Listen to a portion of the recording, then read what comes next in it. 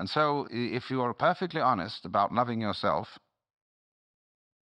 and you don't pull any punches, you don't pretend that you are anything other than exactly what you are, you suddenly come to discover that the self you love, if you really go into it, is the universe. You don't like all of it. You're selective about it, as we saw in the beginning. Perception is selection. But on the whole, you love yourself in terms of what is other. Because it's only in terms of what is other that you have a self at all. So then, I feel that one of the very great things that C.G. Jung contributed to mankind's understanding was the concept of the shadow. That everybody has a shadow. And that the main task of the psychotherapist is to do what he called to integrate the evil, to, as it were, put the devil in us in its proper function. Because you see, it's always the devil, the unacknowledged one, the outcast, the scapegoat, the bastard, the bad guy, you see, the black sheep of the family.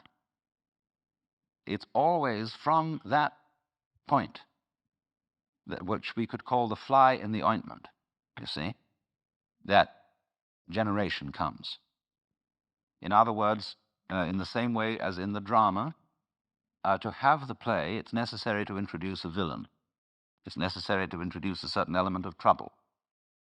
So, in the whole scheme of life, there has to be the shadow, because without the shadow, there can't be the substance. So this is why there is a very strange association between crime and all naughty things and holiness. You see, holiness is way beyond being good. Good people aren't necessarily holy. A holy person is one who is whole, who has, as it were, reconciled his opposites. And so there's always something slightly scary about holy people. And other people react to them in very strange ways. They can't make up their minds whether they're saints or devils. And so holy people have throughout history always created a great deal of trouble, along with their creative results. Take Jesus, for example. Trouble that Jesus created is absolutely incalculable.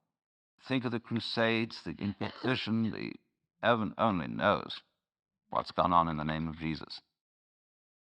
Very remarkable.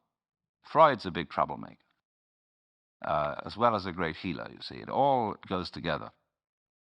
So the holy person is scary, because he is like the earthquakes, or better still, he's like the ocean. See, the ocean, on a lovely sunny day, you can say, oh, isn't that gorgeous? And you can go into it and relax and float around. But boy, when the storm comes, does that thing get mad. So there is in us the ocean, you see. And Jung felt that the whole point was to bring the two together, and by a kind of a fantastic honesty, to penetrate one's own motivations to the depths. Jung had a tremendous humor. And he knew that nobody can be completely honest. That you will try and you'll have a great deal of success in exploring your motivations and your dark, unconscious depths. But there will be a certain point at which you will say, well, I've had enough of that. Do you see how, in a strange way, there's a certain sanity in that? When a person indulges in a certain kind of duplicity, of deception, there is something, you all laughed when I said that. There's something humorous about it. And this humor is a very funny thing. Basically, humor is an attitude of laughter about oneself. There is malicious humor, which is laughing at other people.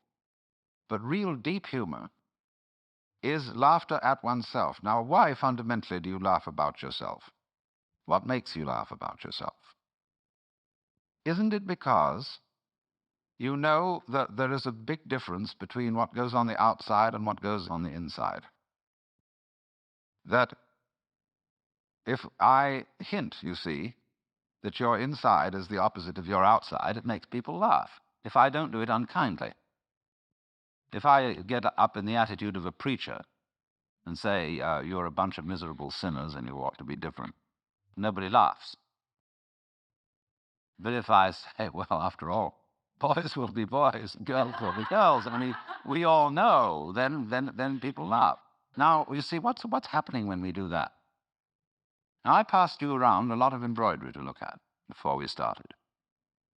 And I'm perfectly sure that you got the point, that there's a big difference between the front and the back. In some forms of embroidery, the back is very different from the front because people take shortcuts. In the front, everything is orderly, and it is supposed to be kind of messy on the back side. See, which side will you wear? You've got to be sure you get the front in the front, have the back in the back. The back has all the little tricks in it, all the shortcuts, all the lowdown that people don't acknowledge. And it's exactly the same with the way we live. You know, like sweeping the dust under the carpet in a hurry just before the guests come. I mean, we do ever so many things like that. And if you don't do it, if you don't think you do it, and you think, well, really, my embroidery is the same on both sides, see? Well, you're deceiving yourself. Because what you're doing is you're taking the shortcuts in another dimension, which you're keeping out of consciousness. Everybody takes the shortcuts. Everybody plays tricks. Everybody has in himself an element of duplicity, of deception. Because you see, from this point of view that I'm discussing, where the web is the trap, to be is to deceive.